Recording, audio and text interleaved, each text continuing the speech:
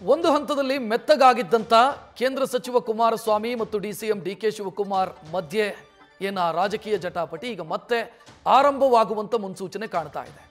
ನೀನಾ ನಾನಾ ಅನ್ನೋ ಸಮರ ಶುರುವಾಗಿದೆ. ಇವತ್ತು ಕುಮಾರಸ್ವಾಮಿ ಸುದ್ದಿಗೋಷ್ಠಿಯಲ್ಲಿ ನೇರವಾಗಿ ಡಿಕೆ ಶಿವಕುಮಾರ್ ಅವರನ್ನ ಟಾರ್ಗೆಟ್ ಮಾಡಿದ್ದಾರೆ. ಐರನ್ ಲೂಟಿ ಹೊಡೆದ ಬಗ್ಗೆ ನನ್ನ ಬಳಿ ದಾಖಲೆ ಇದೆ, ಟನ್ನುಗಟ್ಟಲೆ ದಾಖಲೆ ಇದೆ ನನ್ನ ಹತ್ರ ಅಂತ ಕುಮಾರಸ್ವಾಮಿ ಹೇಳ್ಕೊಂಡಿದ್ದಾರೆ. ನನ್ನನ್ನು ಕೆಣಕಬೇಡ್ರಿ ಅಂತ ಎಚ್ಚರಿಕೆಯನ್ನು ಕೊಟ್ಟಿದ್ದಾರೆ.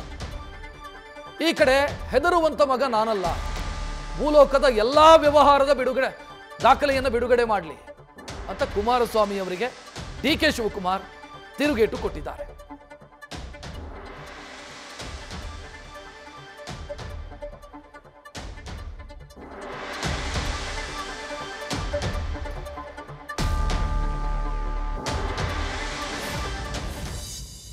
ರಾಜ್ಯದಲ್ಲಿ ವೈಯಕ್ತಿಕ ದ್ವೇಷಕ್ಕೋಸ್ಕರ ಯಾರ ಮೇಲೂ ನಾನು ಹೋರಾಟ ಮಾಡಿಲ್ಲ. ಪಾಪ ನಮ್ಮ ಡೆಪ್ಟಿ ಸಿಎಂ ಹೇಳಿದ್ರು, ನನ್ನ ಹೆಂಡತಿ ಎಂಥದ್ದು ನನ್ನ ತಮ್ಮ ಎಲ್ಲರ ಮೇಲೂ ಕೇಸ್ ಹಾಕ್ಸ್ಬಿಟ್ಟಿದ್ರು 2007ರಲ್ಲಿ. ನಾವು ಅನುಭವಿಸಿಲ್ವಾ ಅಂತ ಹೇಳವ್ರೆ. ಆಮೇಲೆ ನನಗೇನ್ರಿ ಸಂಬಂಧ, ಬಳ್ಳಾರಿಗೂ ನಂಗೂ ಸಂಬಂಧ ಏನು?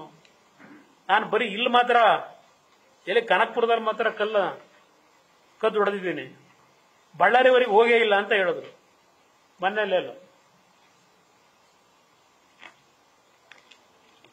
ನನ್ನ ಹತ್ರ ಟನ್ ಗಟ್ಟಲೆ ಇದೆ ಮೆಟೀರಿಯಲ್ಗಳು, ಕೆಣಕಬೇಡಿ ನನ್ನ, ಈ ಸರ್ಕಾರ ಕೇಳ್ತೀನಿ. ಇದು ಪಾಪ ಹೇಳಿದ್ರಲ್ಲ, ಬಳ್ಳಾರಿಗೂ ನನಗೂ ಸಂಬಂಧವೇ ಏನು, ಅಲ್ಲಿ ಯಾವ ಮಿನರಲ್ ನೋಡಕ್ ಹೋಗಿಲ್ಲ, ಅದರ ಕದ್ದಿಲ್ಲ ಅಂತ. ಎಷ್ಟು ಕಂಪನಿ ಇಟ್ಕೊಂಡಿದ್ರಿ? 7 company. As a UD minister ಎಷ್ಟು ಲೆಟರ್ ಬರೆದ್ರಿ ಅವತ್ತು ಮೈಸೂರು ಮಿನರಲ್ಸ್ನ MDಗೆ? ಎಲ್ಲ ಇದೆ ದಾಖಲಾತಿಗಳು. ಮೈನಿಂಗ್ ಮಿನಿಸ್ಟ್ರಿಗೆ ಎಷ್ಟು ಲೆಟರ್ ಬರೆದ್ರಿ? ನನಗೆ ಮಡ್ ಬೇಕು ಅಂತ ಹೇಳಿ, ಐರನ್ ಮಡ್ಡು.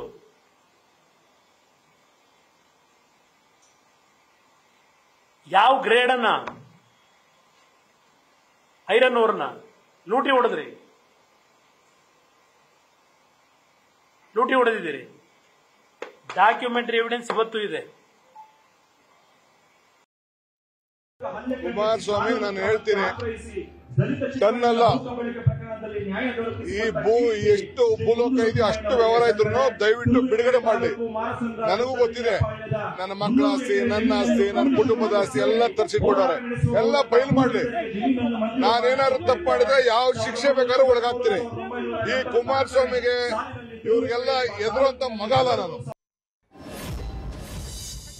ಮತ್ತೆ ರಾಜಕೀಯ ಜಟಾಪಟಿಯ ಮುನ್ಸೂಚನೆ ಕಾಣ್ತಾ ಇದೆ ಇಬ್ಬರ ಮಧ್ಯೆ. ಈ ಹಿಂದೆ ಅಂದರೆ ಲೋಕಸಭಾ ಎಲೆಕ್ಷನ್ಗೂ ಮುಂಚಿತವಾಗಿ ದೊಡ್ಡ ಮಟ್ಟದಲ್ಲಿ ಜಟಾಪಟಿ ನಡೆದಿತ್ತು ಇದೇ ವಿಚಾರ ಅಥವಾ ದಾಖಲೆಯ ವಿಚಾರಕ್ಕೆ ಸಂಬಂಧಿಸಿ. ಇವತ್ತು ಮತ್ತೆ ಅದರ ಮುನ್ಸೂಚನೆ ಕಾಣ್ತಾ ಇದೆ. ಬಟ್ ಡಿಕೆ ಶಿವಕುಮಾರ್ ತೀಕ್ಷ್ಣವಾಗಿ ತಿರುಗೇಟು ಕೊಟ್ಟಿದ್ದಾರೆ.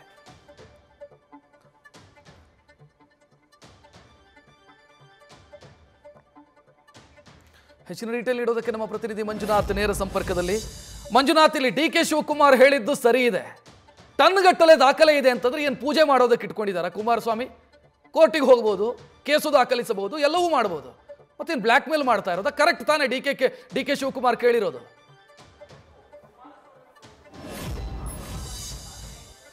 ರಕ್ಷತ್, ಏನು ಇವತ್ತು ಕುಮಾರಸ್ವಾಮಿ ಅವರು ಒಂದು ಸುದೀರ್ಘವಾದಂತಹ ಒಂದು ಸುದ್ದಿಗೋಷ್ಠಿಯನ್ನು ನಡೆಸಿದ್ರು. ಪ್ರಮುಖವಾಗಿ ಈ ಒಂದು ಸುದ್ದಿಗೋಷ್ಠಿಯಲ್ಲಿ ಸಾಕಷ್ಟು ಪ್ರಮುಖ ವಿಚಾರಗಳನ್ನ ಒಂದು ಪ್ರಸ್ತಾಪ ಮಾಡಿದ್ರು. ಜೊತೆಗೆ ರಾಜ್ಯ ಸರ್ಕಾರದ ವಿರುದ್ಧ ವಾಗ್ದಾಳಿಯನ್ನು ನಡೆಸುವಂತ ಕೆಲಸವನ್ನ ಮಾಡಿದ್ರು.